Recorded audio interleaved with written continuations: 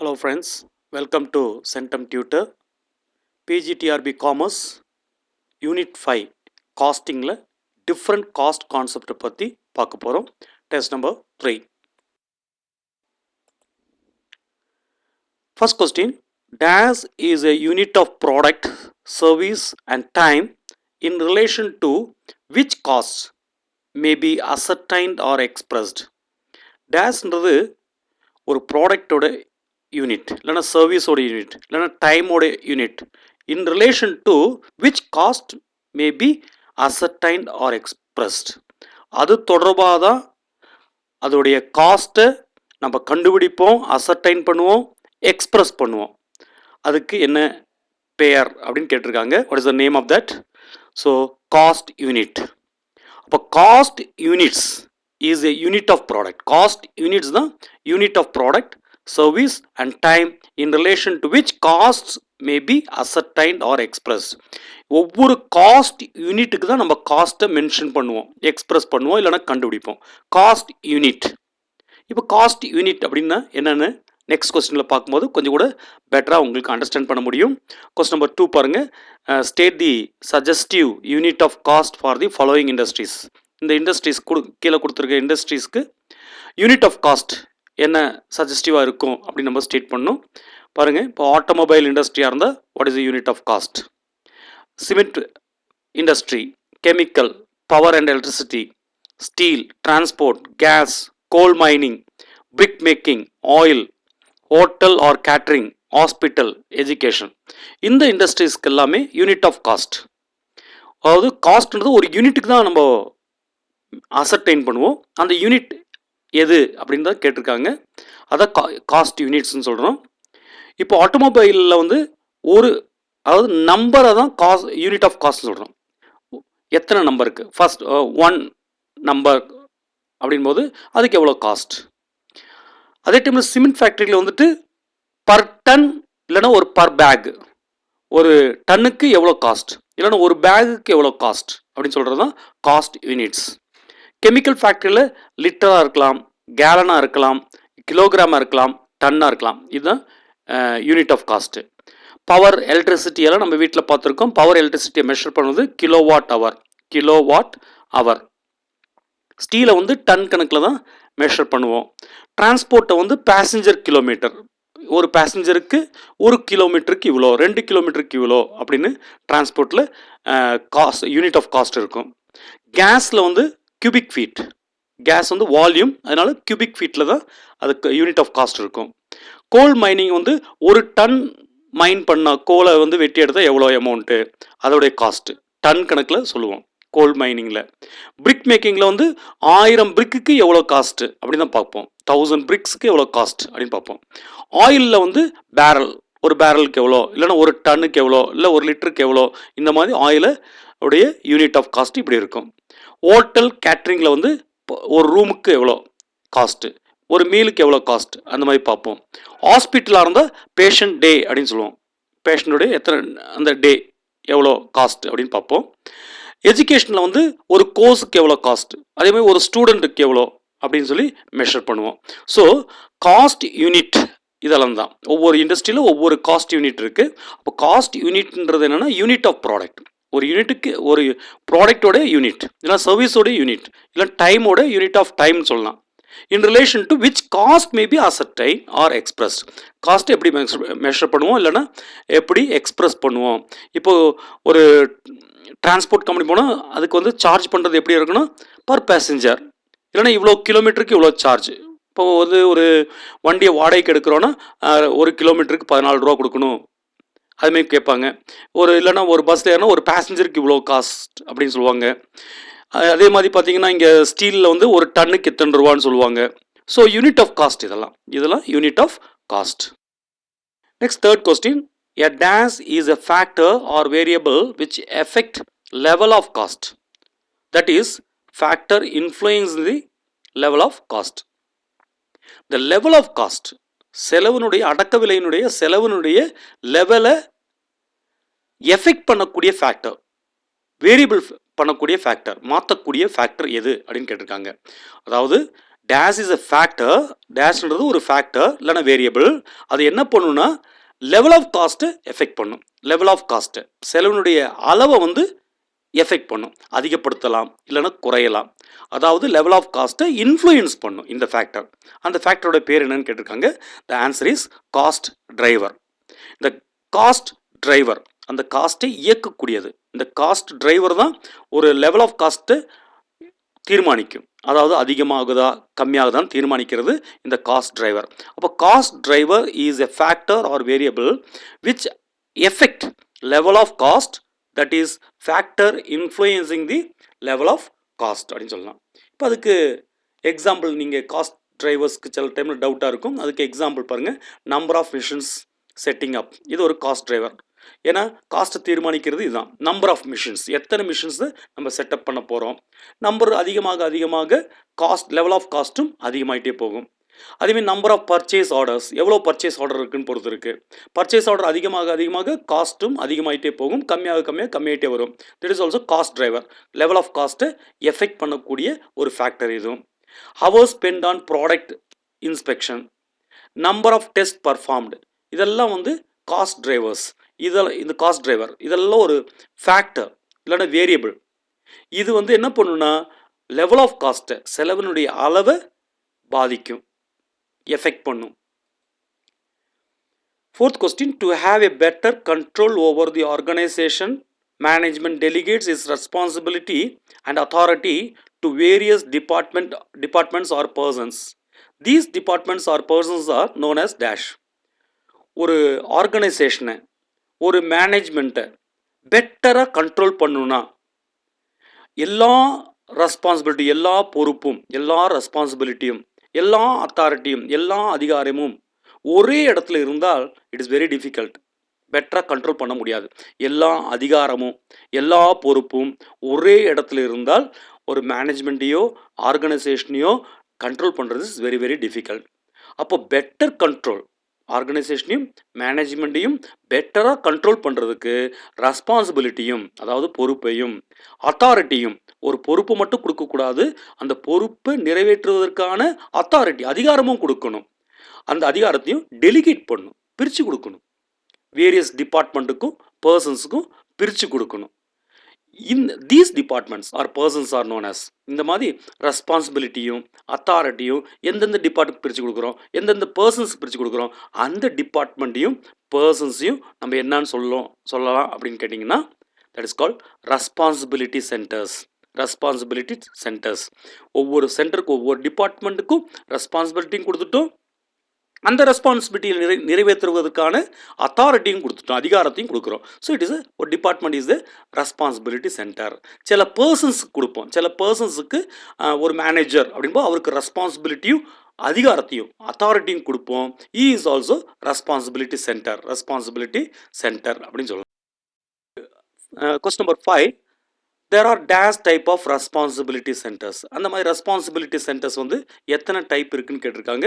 So there are 4 types of responsibility centres. 4 type responsibility centres இருக்குது. அந்த 4 என்னென்ன அப்படின்னு பார்த்தீங்கன்னா cost centre, revenue centre, profit centre, investment சென்டர்னு சொல்லி 4 டைப் ஆஃப் ரெஸ்பான்சிபிலிட்டி சென்டர்ஸ் இருக்குது. காஸ்ட் சென்டர்ஸ்க்கு அதாவது அதுக்கு ரெஸ்பான்சிபிலிட்டியும் அத்தாரிட்டி கொடுத்துருப்பாங்க. ரெவென்யூ சென்டர் சேம் வே, அது ஒவ்வொரு பர்பஸுக்காக அந்த ரெஸ்பான்சிபிலிட்டி அத்தாரிட்டி கொடுக்குறாங்க. காஸ்ட் சென்டரில் எதுக்காக இந்த ரெஸ்பான்சிபிலிட்டியும் அத்தாரிட்டி கொடுக்குறாங்க. அதேமாதிரி ரெவென்யூ சென்டரில், ப்ராஃபிட் சென்டரில், இன்வெஸ்ட்மெண்ட் சென்டரில் எதுக்காக ரெஸ்பான்சிபிலிட்டியும் அதோடைய அத்தாரிட்டியும் கொடுக்குறாங்கன்றதை இப்போ பார்க்கலாம். 6th question, dash is the responsibility centre which is held accountable for incurrence of cost which are under control. அதாவது இந்த ரெஸ்பான்சிபிலிட்டி சென்டர் வந்துட்டு accountable of incurrence of cost. Cost ஆகிறதுல செலவு ஆகிறத, செலவு எவ்வளோ ஆகுது அதுக்கு அக்கௌண்டபிள், அதுக்கு பொறுப்பு. அது எந்த பொறுப்புன்னு கேட்டிங்கன்னா கண்ட்ரோல்குள்ளார வைக்கணும், அண்டர் கண்ட்ரோலில் இருக்கணும். எப்படின்னு கேட்டால் நம்ம ஏற்கனவே சொன்னோம், காஸ்ட்டை கண்ட்ரோல் பண்ணுறது எப்படின்னு பார்த்தோம்.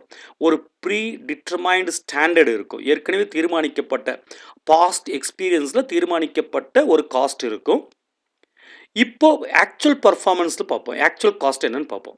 இது ரெண்டையும் கம்பேர் பண்ணுவோம். கம்பேர் பண்ணும்போது காஸ்ட் அதிகமாக இருக்கா கம்மியாக இருக்கா, நம்ம ஏற்கனவே ஃபிக்ஸ் பண்ண காஸ்ட்டை விட அதிகமாக இருக்கா கம்மியாக இருக்கான்னு பார்த்து அதுக்கு தகுந்த மாதிரி நம்ம ஆக்ஷன் எடுப்போம்.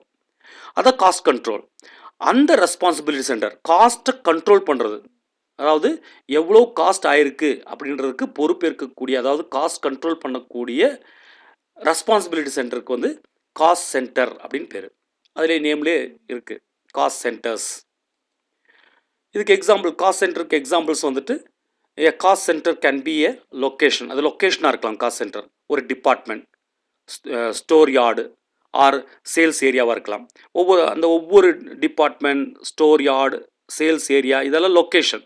இந்த ஒவ்வொரு ஏரியாவுக்கும் ஒவ்வொரு லொக்கேஷனுக்கும் ரெஸ்பான்சிபிலிட்டியும் அதே மாதிரி அத்தாரிட்டியும் கொடுத்துருப்பாங்க. எதுக்காகனா காஸ்ட் கண்ட்ரோல் பண்ணுறதுக்காக. அதாவது எவ்வளோ காஸ்ட் ஆகுதுன்றதுக்கு அவங்க தான் அக்கௌண்டபிளாக இருப்பாங்க. அந்த டிபார்ட்மெண்ட் அவங்களுக்கு ஒரு ஸ்டாண்டர்ட் ஃபிக்ஸ் பண்ணியிருப்பாங்க. டிபார்ட்மெண்ட்டுக்கு இவ்வளோ காஸ்ட், ஸ்டோர் யார்டுக்கு இவ்வளோ காஸ்ட், ஏற்கனவே பாஸ்ட் எக்ஸ்பீரியன்ஸ் வச்சு அந்த காஸ்ட்டை தீர்மானிப்பாங்க. இப்போ ஆக்சுவலாக எவ்வளோ காஸ்ட் ஆகிருக்குன்னு பார்த்து ரெண்டையும் கம்பேர் பண்ணி அதுக்கு தகுந்த மாதிரி ஆக்ஷன் எடுக்கிறது. அண்ட் ஐட்டம் ஆஃப் எக்யூப்மெண்ட், ஒரு எக்யூப்மெண்ட்டுக்கு லேத் மிஷின் அதுக்கு எவ்வளோ காஸ்ட் ஆகுது அதை பார்க்கணும். அதுக்கு அந்த காஸ்ட் ஆகிறதுக்கு அவர் அக்கௌண்டபிளாக இருக்கணும். டெலிவரி வெஹிக்கிளுக்கு அதே மாதிரி எவ்வளோ அக்கௌண்டபிள், எவ்வளோ காஸ்ட் ஆகுது.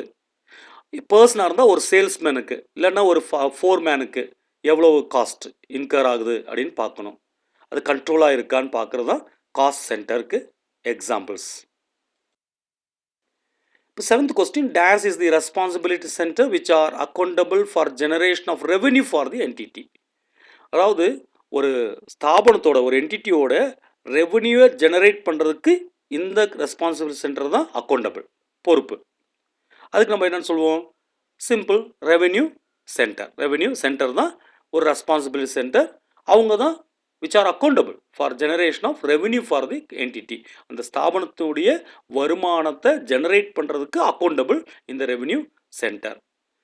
8th question, dash are the responsibility center which have both responsibility of generation of revenue and incurrence of expenditure.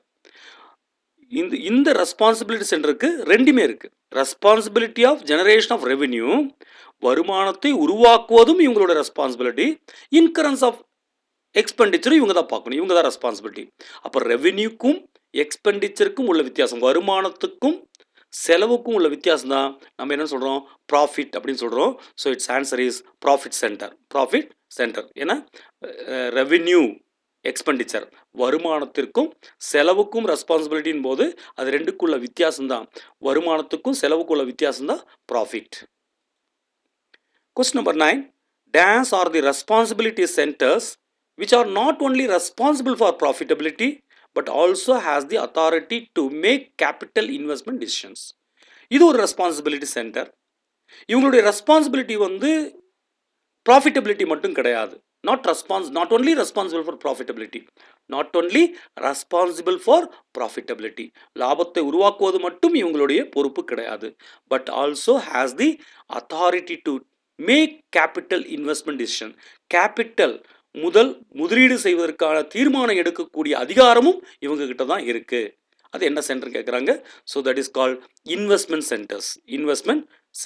அப்படின்னு சொல்கிறோம். இவங்க வந்து கேபிட்டல் இன்வெஸ்ட்மெண்ட் டிசிஷன் எடுக்கக்கூடிய அதிகாரம் இவங்ககிட்ட இருக்கு. Not only profit. இப்போ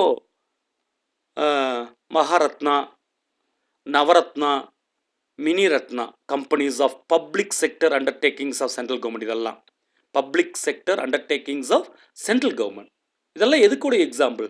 மகாரத்னா, நவரத்னா, மினி ரத்னே இதெல்லாம் வந்து எதோடைய எக்ஸாம்பிள்ஸ்னு கேட்டிங்கன்னா இப்போ தான் பார்த்தோம், இன்வெஸ்ட்மெண்ட் சென்டர்ஸோடைய எக்ஸாம்பிள். இவங்க வந்து இன்வெஸ்ட்மெண்ட் டிசிஷன் எடுக்கக்கூடிய ஒரு அத்தாரிட்டி.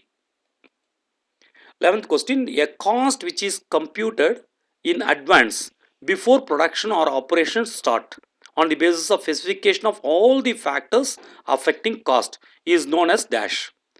அதாவது ஒரு உற்பத்தி பண்ணுறதுக்கு முன்னால், ப்ரொடக்ஷன் பண்ணுறதுக்கு பிஃபோர், இல்லைன்னா ஒரு ஆப்ரேஷன் ஸ்டார்ட் ஆகிறதுக்கு முன்னால் சில ஸ்பெசிஃபிகேஷனுடைய பேஸஸில் எல்லா ஃபேக்டர்ஸையும், இந்த காஸ்ட்டை அஃபெக்ட் பண்ணக்கூடிய, இந்த செலவை பாதிக்கக்கூடிய எல்லா ஃபேக்டர்ஸையும் கருத்தில் வச்சுட்டு, on the base of specification of all the factors affecting காஸ்ட்டை வச்சு காஸ்ட்டை தீர்மானிக்கிறது.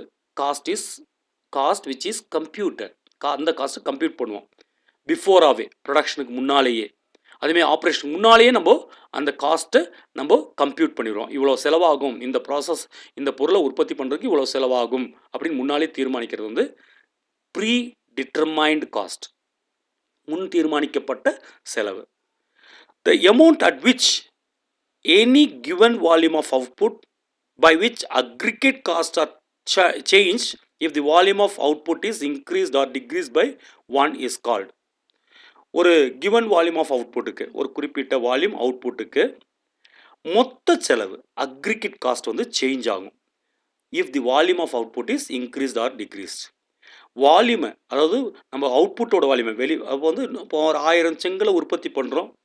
1001வது செங்கல் உற்பத்தி பண்ணுறனாலையோ இல்லை 999 செங்கலாக உற்பத்தி பண்ணுறனாலையோ, ஒன்று கூட்டுறனாலையோ குறையிறனாலோ மொத்த செலவு மாறும். Maybe fixed cost and also variable cost. மொத்த காஸ்ட் வந்து அக்ரிகேட் காஸ்ட், மொத்த காஸ்ட் வந்து மாறும்.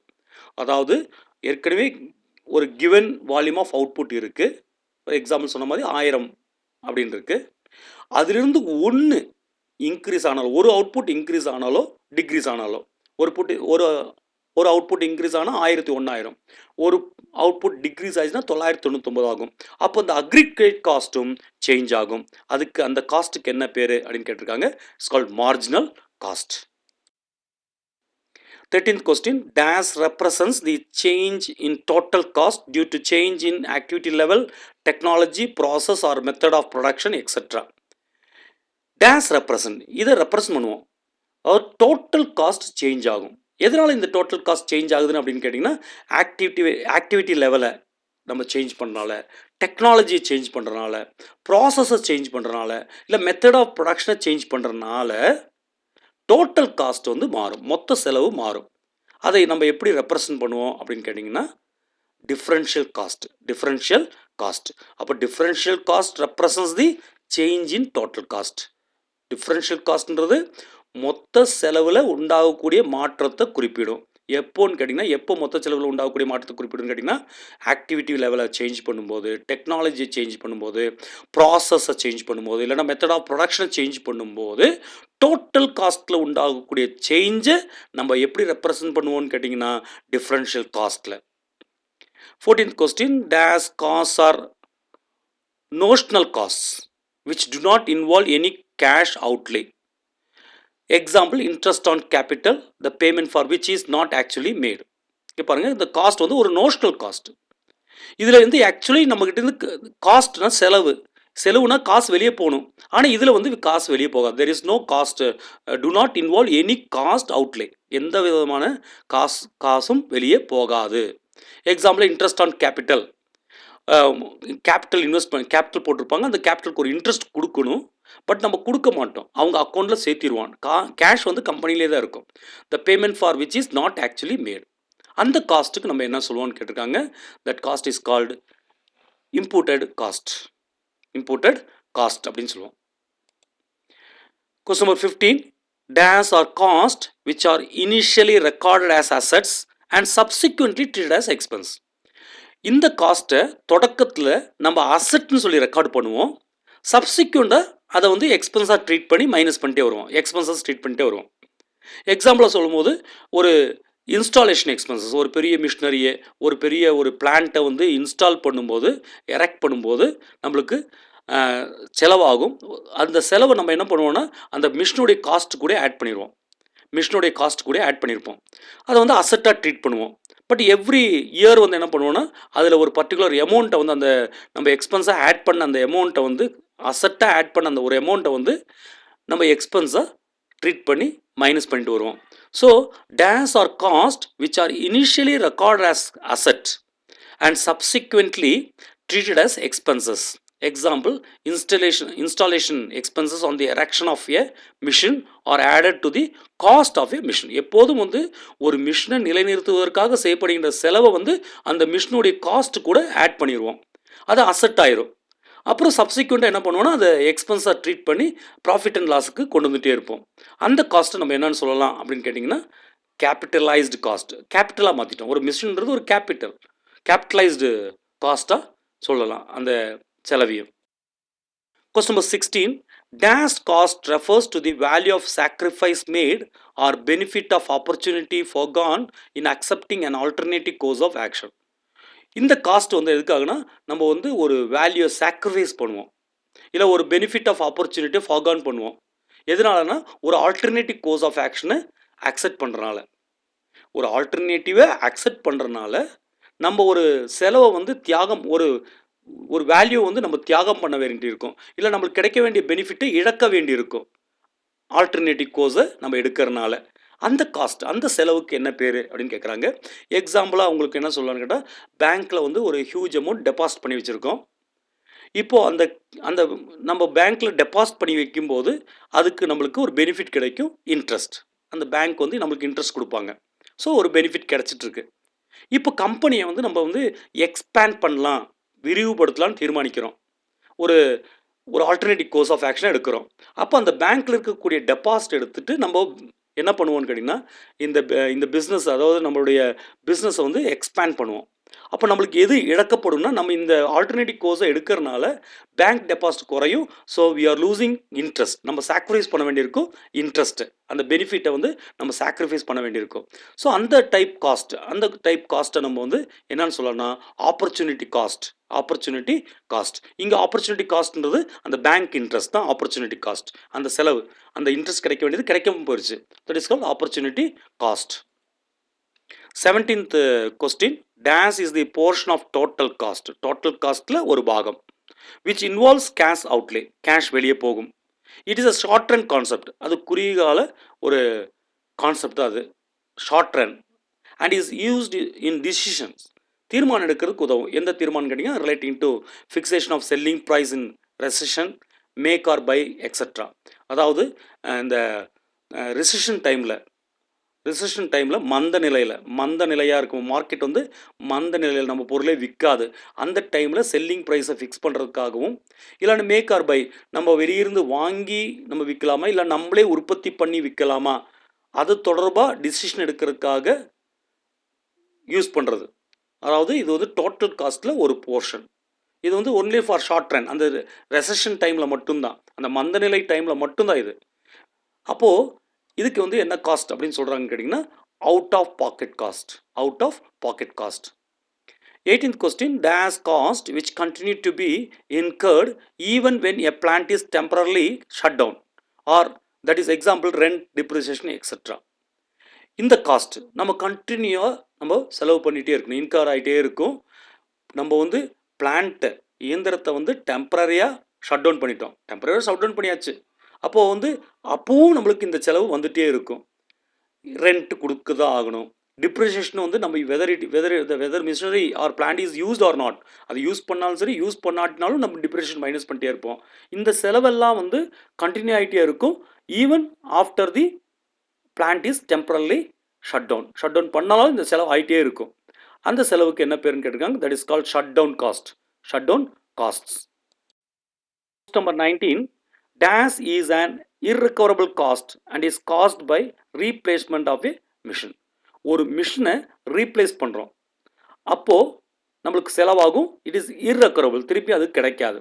ஒரு பிளான்ட் நம்மகிட்ட ஏற்கனவே ஒரு மிஷினரி இருக்குது, அதுக்கு நம்ம வந்து ரிட்டர்ன் டவுன் வேல்யூ மெத்தடில் டிப்ரிஷன் மைனஸ் பண்ணுறோம், அந்த வேல்யூ குறைஞ்சிருக்கும். அந்த வேல்யூ நம்ம ரிகவர் பண்ண முடியாது. இப்போ இந்த பிளான்ட்டை நம்ம வந்து ரீப்ளேஸ் பண்ணுறோன்னா அது குறைஞ்சி போன வேல்யூ நம்ம என்ன பண்ண முடியாதுன்னா ரிகவர் பண்ண முடியாது. அந்த காஸ்ட்டை நம்ம என்ன அப்படின்னு சொல்கிறோன்னு கேட்டிங்கன்னா, சங்க் ஆயிடுச்சு, மூழ்கி போயிடுச்சு அந்த cost. Dash cost are also known as out of pocket cost and refer to cost involving immediate payment of cash, example salary, wages, interest on loan, etc. இந்த காஸ்ட்டை வந்து நம்ம அவுட் ஆஃப் பாக்கெட் காஸ்ட்னு சொல்லுவோம். இந்த காஸ்ட்டில் வந்து காஸ்ட் வந்து immediate payment பண்ணணும், நம்ம கண்டிப்பாக கொடுத்தாகணும், இமீடியட்டாக கொடுத்தாகணும். அந்த மாதிரி, அதாவது salary, wages, interest on loan, இதெல்லாம் கொடுத்தாகணும். இந்த காஸ்ட் நம்ம என்னன்னு சொல்லலான்னு கேட்டால், that is called explicit cost அப்படின்னு சொல்கிறோம். இமீடியட்டாக கொடுக்க வேண்டிய cost. Question number 21. The dash cost do not involve any immediate payment. இந்த காஸ்ட் வந்து இமீடியட்டாக பேமெண்ட் பண்ண வேண்டிய அவசியம், இந்த செலவு இமீடியட்டாக கொடுக்க வேண்டிய அவசியம் இல்லை. they are not recorded in the book of account. book of accountல ரெக்கார்ட் பண்ணவும் மாட்டோம். இதுக்கு இன்னொரு பேர் கூட இருக்குது, எக்கனாமிக் காஸ்ட் அப்படின்னு சொல்லுவோம். இந்த காஸ்ட்டுக்கு என்ன பேர்னு கேட்டிருக்காங்க, that is called implicit cost. Thank you for வாட்சிங் திஸ் வீடியோ. இது உங்களுக்கு பிடிச்சிருந்தா லைக் பண்ணுங்கள், ஷேர் பண்ணுங்கள், சப்ஸ்கிரைப் பண்ணுங்கள். தேங்க்யூ ஃபார் வாட்சிங் this video. Thank you very much.